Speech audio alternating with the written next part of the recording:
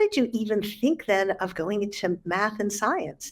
And she sort of looked at me in surprise and she said, well, in my village, it was expected that women were good in math and science. So we never thought about that. So if I was going to go into something, and I was sort of stunned by that because somehow we in America and in the UK have the idea that girls aren't good in math and science.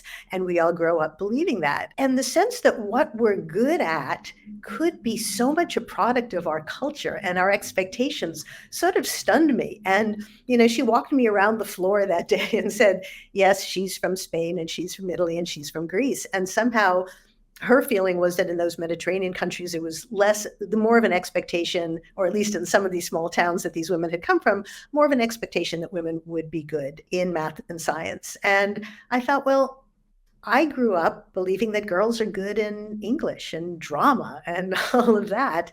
And maybe that's what I'm good at. Maybe if I grew up in a family and a culture that just assumed I would be good in math and science, maybe I'd be a physicist now. This show is all about helping you up-level your life, including your well-being, your relationships, your mental health, your wealth, your confidence, and your joy. I challenge you to keep an open mind as together we discover tips, tools, and advice from the experts to help you live life to your fullest potential. Welcome to the Jenna Banks Show. Janice, it is such a pleasure to have you here today. Thank you so much for being with me to have this conversation. Oh, it's my pleasure. It's great to see you, Jenna. Thank you. So I'm going to go ahead and read your bio so everyone knows a little bit about you.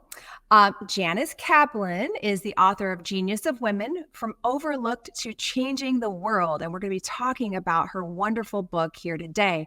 Now, she is a journalist, a TV producer, the author of many other popular books, including the New York Times bestseller, The Gratitude Diaries. And then, of course, her newest book is The Genius of Women, but I hear rumors she's writing another book. She was the editor-in-chief of Parade Magazine and the executive producer of more than 30 primetime network television specials. She's appeared frequently on shows, TV shows that include Today, Good Morning America, and she lives in New York and Kent, Connecticut.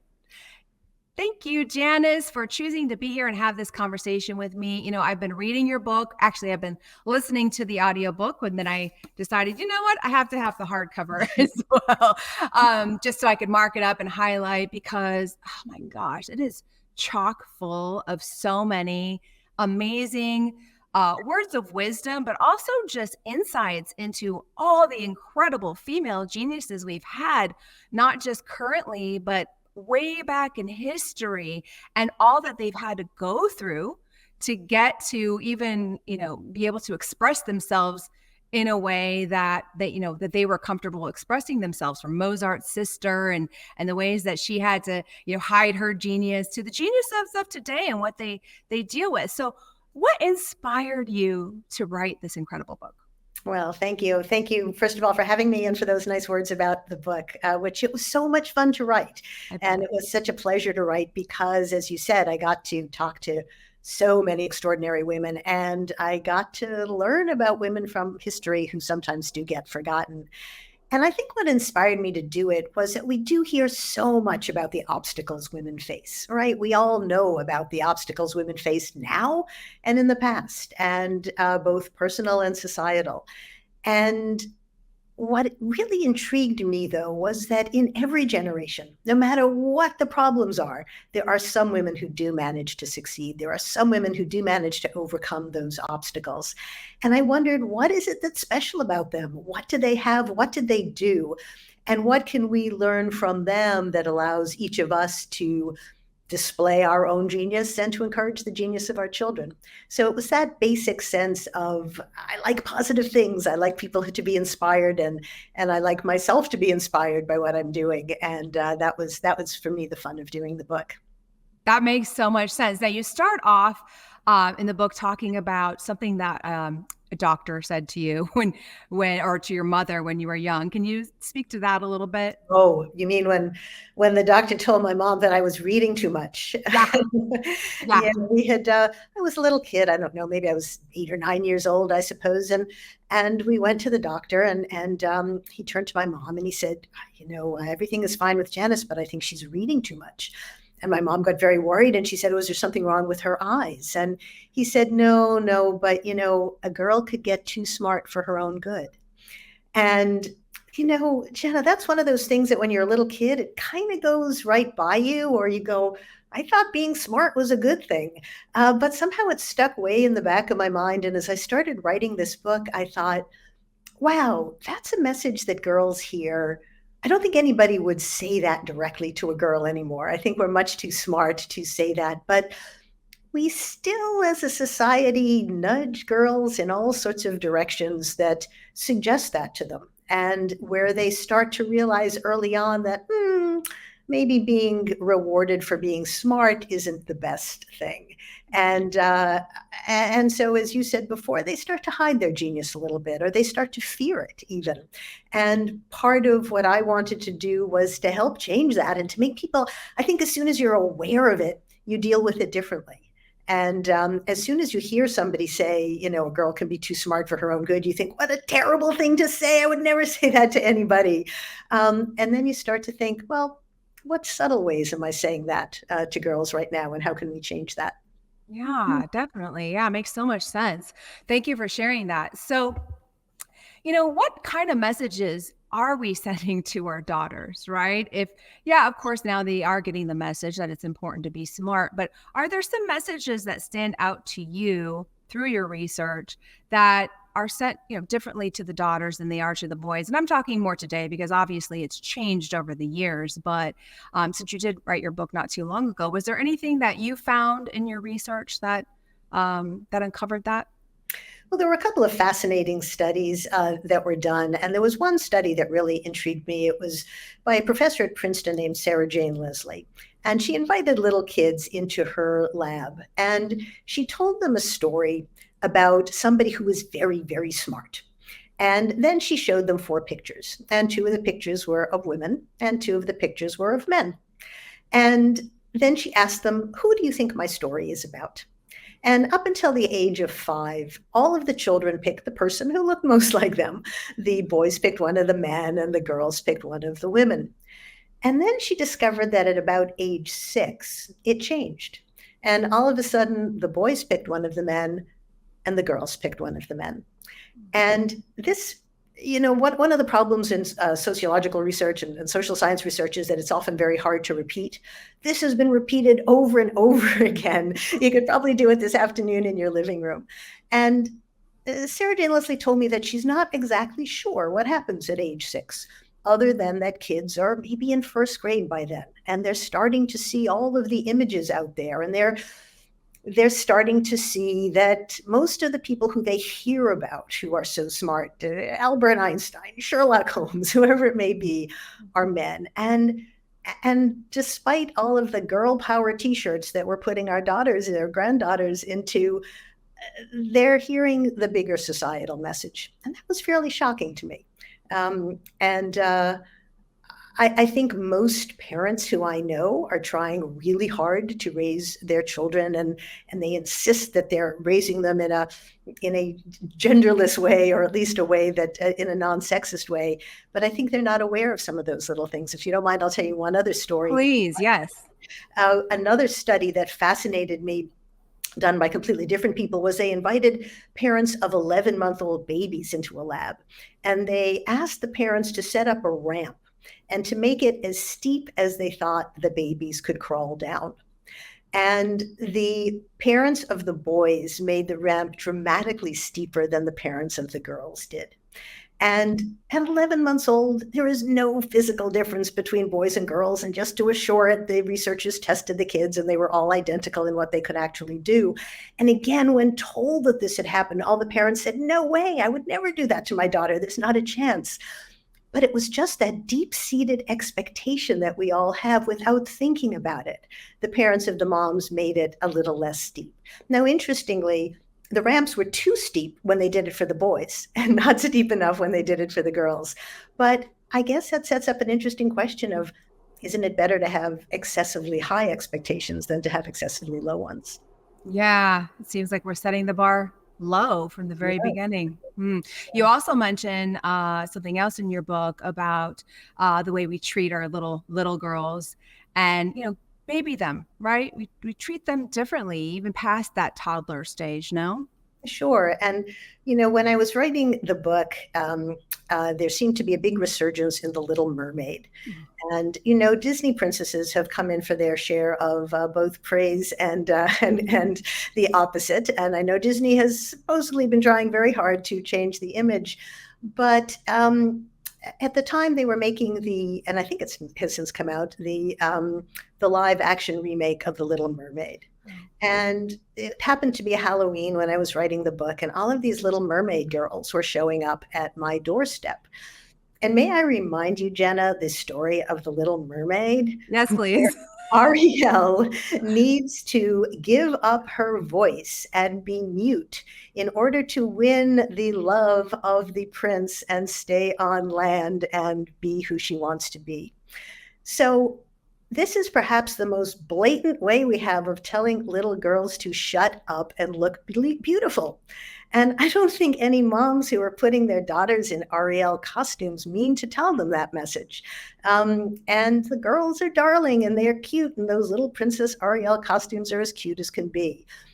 But the girls know the story. And even if the moms are saying, oh, it's just we love the music, that underlying message is there. And I think those underlying messages, when I've spoken to many young women who grew up on The Little Mermaid and had suddenly come to the realization of what it actually says, and are sort of shocked by it. And, it's very hard to keep Ariel or any of the other Disney princesses out of your house, and I would never suggest to parents that they do so. But I think what we have to try really hard to do is to balance it.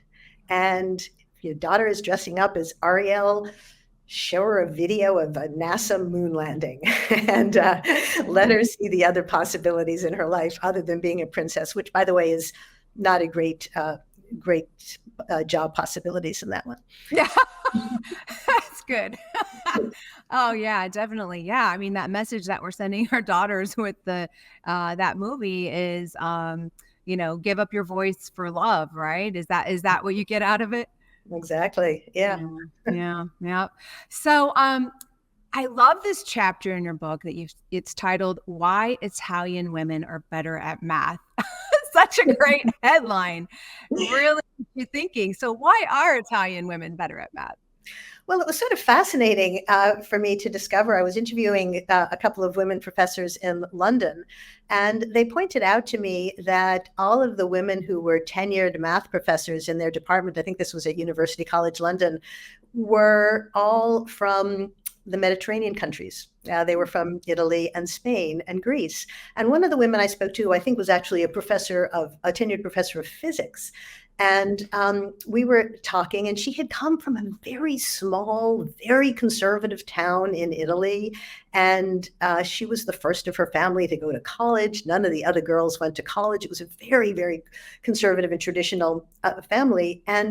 And I said, well, how did you even think then of going into math and science? And she sort of looked at me in surprise, and she said, well, in my village, it was expected that women were good in math and science. So we never thought about that. So if I was going to go into something, and I was sort of stunned by that, because somehow we and in America and in the UK have the idea that girls aren't good in math and science. And we all grow up believing that. And the sense that what we're good at could be so much a product of our culture and our expectations sort of stunned me. And, she walked me around the floor that day and said, yes, she's from Spain and she's from Italy and she's from Greece. And somehow her feeling was that in those Mediterranean countries, it was more of an expectation, or at least in some of these small towns that these women had come from, more of an expectation that women would be good in math and science. And I thought, well, I grew up believing that girls are good in English and drama and all of that. And maybe that's what I'm good at. Maybe if I grew up in a family and a culture that just assumed I would be good in math and science, maybe I'd be a physicist now. Wouldn't that be nice? That's a good That would be a point. nice thing. Yeah, absolutely. It's interesting that you bring this up. So this brings to mind for me confidence, right? Like if you feel confident, and yes, of course, I'm going to be great at math. Do you think that having that confidence makes a difference in who becomes genius or really talented in one area and who doesn't?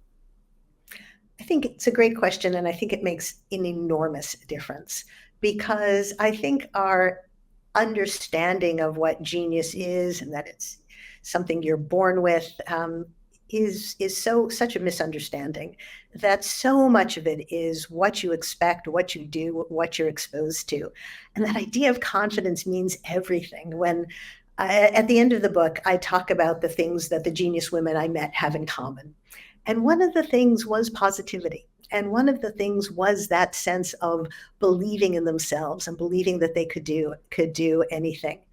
And there was one woman who I interviewed who Dr. Frances Arnold, who won the Nobel Prize in Chemistry a few years ago, and a really wonderful woman. And of course, it takes forever to win a Nobel Prize. And when she had started the work that eventually won her the Nobel Prize, she was a young chemist. And everyone was telling her, this is not going to work. What you're expecting is just going to sort of upend everything we believe about chemistry. It's not going to work. And I said, how did you have the courage to go on in the face of all that? You're a young woman. And she said, I did not doubt myself. And I thought, wow, I did not doubt myself. We should all needlepoint that, if you know how to needlepoint, which I don't. We shall somehow get that on a pillow in our living rooms, because what could we all accomplish if we thought, I did not doubt myself? And I found that in so many different ways from different women of different backgrounds. And I'm not sure where that confidence comes from. There was another woman I interviewed named Fei Li, who's a young woman who's one of the great leaders in artificial intelligence. Actually, she runs one of the big divisions of that at Stanford. And she came from a very conservative town in China.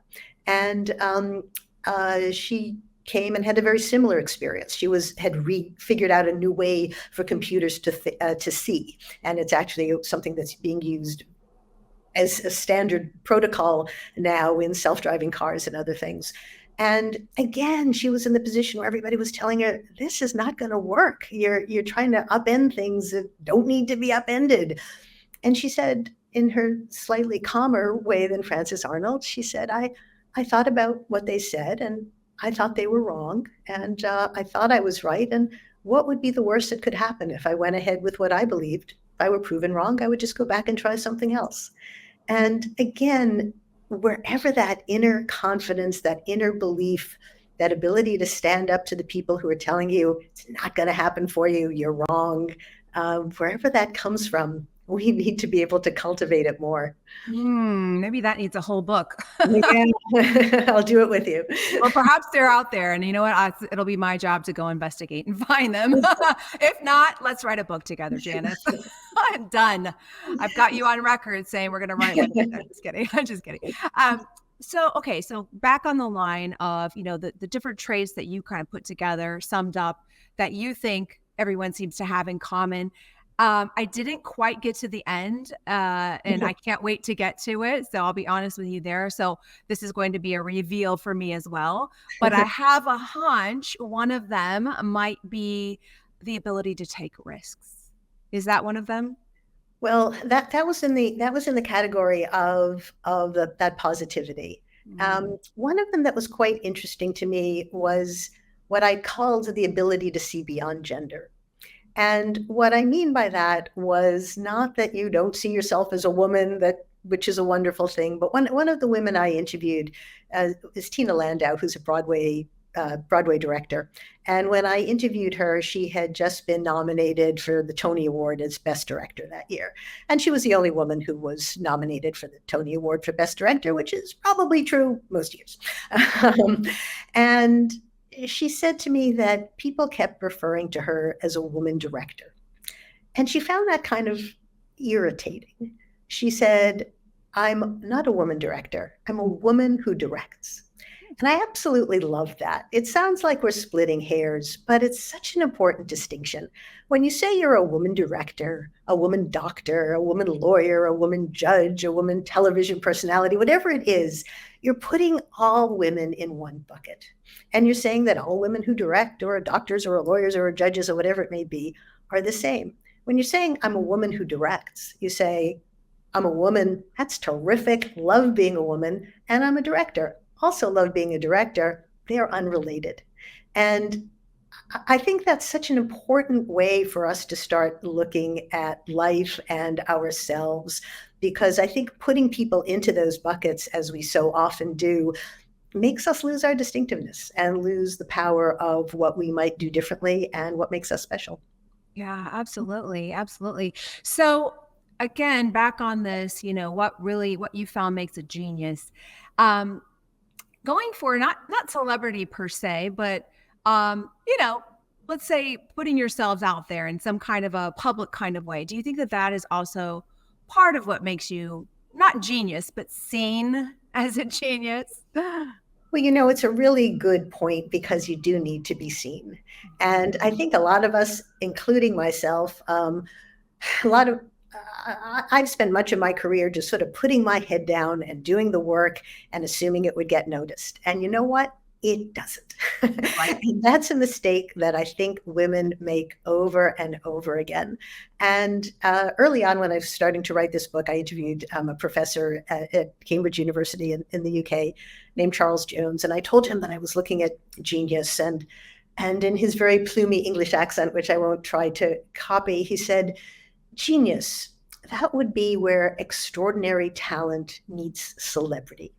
Oh, And I was sort of taken aback by this. I thought, meet celebrity. This is kind of one of those tweety, academics who, has never heard of a Kardashian in his life and I'm sure doesn't turn on the television. And then I realized that what he meant by celebrity was more what you're suggesting, the sense of being seen, the sense of being noticed, the sense of being taken seriously. And now and throughout history, lots of women do extraordinary work, but they don't always have the celebrity. They don't have the attention. They don't have anybody noticing it. And if your work doesn't get noticed, it sort of doesn't matter, either in your generation or in future generations. You can't have an impact if nobody has paid attention to what you're doing. And it's very interesting now that we're more and more aware of that, how many women we're rediscovering, how many great women painters we're rediscovering. And I sometimes think, their work has been great for the last 400 years. Why is it only now are they showing up in museums? And it's because nobody thought to notice them before, and they didn't have a way to get themselves noticed. So yes, if you have a way to help me know how to get noticed better, help women know how to get noticed better, I actually think it's a key skill. that is key. And I don't know. I think even about my own self, I have to put myself out there in a public way. I've got this show, I've got a book, I'm a speaker. I now embrace it. But for most of my life, I prided myself on hiding in the background, Mm. and I did some pretty cool stuff, but I didn't talk about it. I didn't even want to be known as the owner of my own company. I just didn't want the attention. And I think that we think, I don't know, maybe like if it's a noble cause per se, or we're doing it to be some kind of martyr. That certainly wasn't my intention. My intention was, I don't need it. I don't need the spotlight. That's not how I live my life. I like to be private. But how are we going to move the needle on this and allow women to be seen if we aren't even allowing ourselves to be seen? I completely agree with you. And I think there are a couple of things going on. I think a lot of times women do that as a way to be non-threatening. To tell people, don't worry about me. I may look like I'm so successful and talented, but really I'm, just a girl, guys. Don't worry about it. And I think women use that technique of being excessively self-deprecating. And I think if we could take one lesson from this discussion is stop being self-deprecating.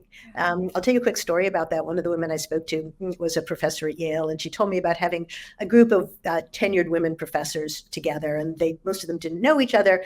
And she asked them to introduce themselves and say their name and what they were an expert in. And the first woman said, well, my name is Susie Smith, and I wouldn't say I'm an expert, but my field is whatever. And the next woman said, well, my name is whatever, and I'm also not an expert, but, my field is. And the woman who was telling me the story, whose name is Meg Urey, said it absolutely infuriated her. Being a tenured professor means you're an expert.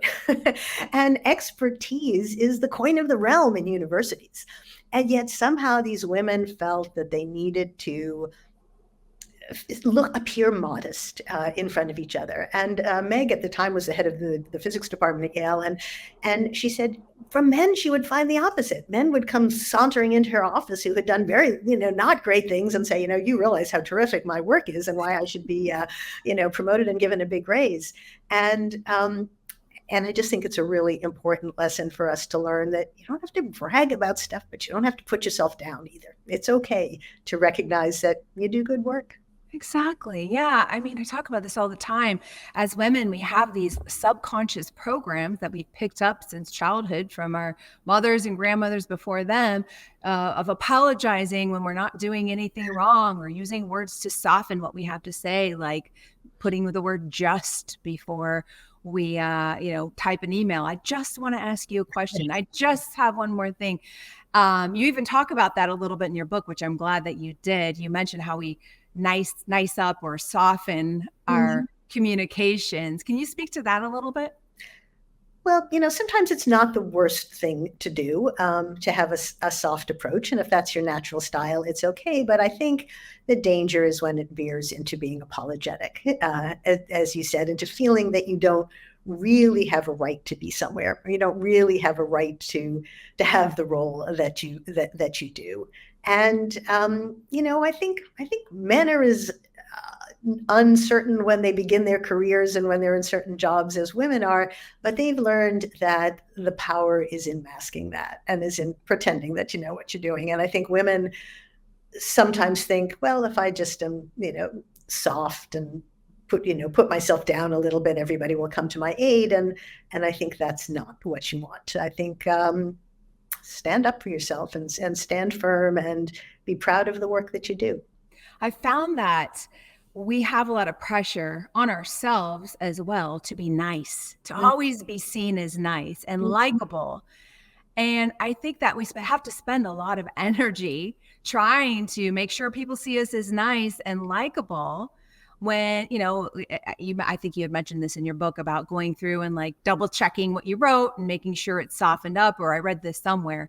And I just think that, yeah, I've done that myself many, many times. It's like, why do we, guys don't do that. I will get one-line emails from them with zero softening at all. It seems almost demanding. And how dare a woman ever do that? We can't ever come across that way, right? Right. And think about the issue that women have with clothes also. That how are you supposed to dress when you're a professional woman? It's probably changed a little bit even the last few years. I think COVID not being in person as much, COVID has taken some of that burden away. But so many of the women who I spoke to talked about that issue. And there was one woman who was actually at MIT, a very distinguished professor, young woman, and she had been a champion tennis player when she was younger. So she had she was great body and very powerful looking, and she liked to dress that way. And one time I saw her giving a talk, she was wearing a very short black mini skirt and over the knee leather boots. And she said people in her department were outraged and said to her, you're an important person in this field. You're a roboticist. You should be wearing hoodies and, dressing like the guys do. And she said, I'm going to wear what I want to wear, and they should be able to see beyond the boots. and I just think that whichever position you take on that, they should see beyond the boots, or, I'm just going to hide myself and wear hoodies. Somebody's going to criticize you for it. It's every single woman has to kind of figure that out for herself. Absolutely. Yeah, 100%. I love experimenting with clothing. I don't know, the older I get, the less I care. So, although the older I get, the less short my skirts are. So, now there are some, I struggled a little bit, to be honest with you, between sometimes being a little angry angry, not at anyone in particular. You know, when I was reading your book and just reading some of these things like statistics, for example, you mentioned that women weren't allowed in the Yale pool club until 1987, and that even Congress had a pool that banned women until 2009. So recent. Right? It's just stuff like that. It's just, why now? Like, why is this still happening? It's just upsetting. But then your book isn't that at all. And I want to make sure I make that clear, because you were just so gracious and understanding and helpful, and you don't come at it from an angry perspective. So I really, really appreciate that. But it is infuriating sometimes. It is, and I think it's what you said. It's stunning. It's stunning to realize how recent so much of that is, and I think it's why it's still so deeply ingrained in us. So it's, it's very hard to change those attitudes on a societal level, and even on a personal level. And yes, some of it is infuriating. The stories of women I tell the story in the book, and I won't go into it in detail, but of Lise Meitner, who was one of the great scientists of the 1930s who basically discovered nuclear fission. And it was an extraordinary discovery that won the Nobel Prize. Only Lise Meitner didn't win the Nobel Prize. It went to her lab partner, who was a man who actually had very little to do with the discovery. But the Nobel Committee couldn't wrap their heads around the idea that a woman had made this discovery. And you do read those things and you go, not only are you infuriated for the past, but you wonder how often it's happening now, and what we're doing now how many great people we're missing. And I think that's what the lesson we want to take from it is, if we're starting to realize it, let's try to make it stop. Let's try to give women that power and that potential that they have, and let each of them move forward in the ways that they can. I think this is a really great way to bookend this conversation, because, what can we do? What can we do as a society, and what can we do as individuals? We touched on a little bit of this apologizing and softening our words and having to be seen as nice and likable all the time. Well, what if we started to change some of our own behaviors even? Or, loosen those rules on ourselves just a little bit and try it out and play with it and say, you know what, I'm not going to be self-deprecating, right? Like, I made that conscious choice, because it was tempting to do that, to go to the self-deprecating route. But I'm like, no, I'm a woman. I need to be working against that behavior. I need to be modeling something else. And I think that, I don't know, my perspective is that we can each change society little by little if we change ourselves little by little. No, I think that's right. And I think part of it is simply the awareness. And part of it is no longer laughing when people make the jokes at your expense, or just thinking that it's okay, or going along and, we'll all just get along. And you don't have to be nasty about things. You don't have to be rude, but you can point out, that's not really appropriate. And are you sure that's what you want to say to me? And I think society has possibly changed enough that it's okay to do that now. And yeah, you're right. If we each take that little step, I think it helps a lot. Among other things. And of course, we've got all these great D&I initiatives happening in corporations, and all types of other attention to the matter that's happening. So I think all of it works together in harmony. But I love that you mentioned that, because not too long ago, I was in a conversation with friends at a get-together, small, intimate group, and somebody mentioned there was this incident where Tiger Woods was caught on camera at a large some type of a golf tournament, where he handed a tampon to another player. And it was done in jest. And of course, went all over media and TikTok and Instagram and all of that. And at least here in the South, the conversation was, and this was among the women and men, oh, it should, why do they have to make such a big deal out of it? It's just guys having fun with each other, not a big deal. And I probably reacted as I would imagine you might react, Janice. I was like, wait, what? He did what? And she's like, oh, my friend says, oh, he gave a tampon to the friend, not a big deal. And, just guys joking with each other. I'm like, that's a big freaking deal. This guy is on national, international news. He has daughters. He is sending the message that women are weak, that women are lesser than. That's not a joke. We can't be laughing at that. The whole tone changed in the room. But we have to say it. I mean, it's honest, right? Yeah. And, it has to be not just a women's problem, as has often been said. It needs to be a guy's problem. And when you're talking about sports, how many Little League games have you been at where you hear you're playing like a girl coming from the coach, or somebody starts to cry and the coach says, come on, you're not a girl. Stop being so girly, or something like that, making it, and it needs to be another father who says, don't say that. You can tell him to play harder. You can tell him not to cry. I don't know what's wrong with crying, but that's not the way to say it. And I think we need to get men to be involved in recognizing that too, because that's sort of what we started out with those subtle messages, those little nudges that are happening everywhere. That nobody tells a girl you could be too smart for your own good, but if you're playing like a girl, that means you're not playing well, right? Yeah. Yeah, absolutely. Absolutely. So I'm glad that you mentioned that, because for all the fathers listening today, you can make a difference as well. We need men on board, just like women. This is not just a problem for women to solve. So, and there are a lot of male allies out there. So I'm very grateful for them. And we need more of you. Absolutely. Janice, I could go on and on. I love talking with you. I love your book. Please, everybody, go out and get this. Genius of Women. Do yourself a favor. It is so well written, so well researched.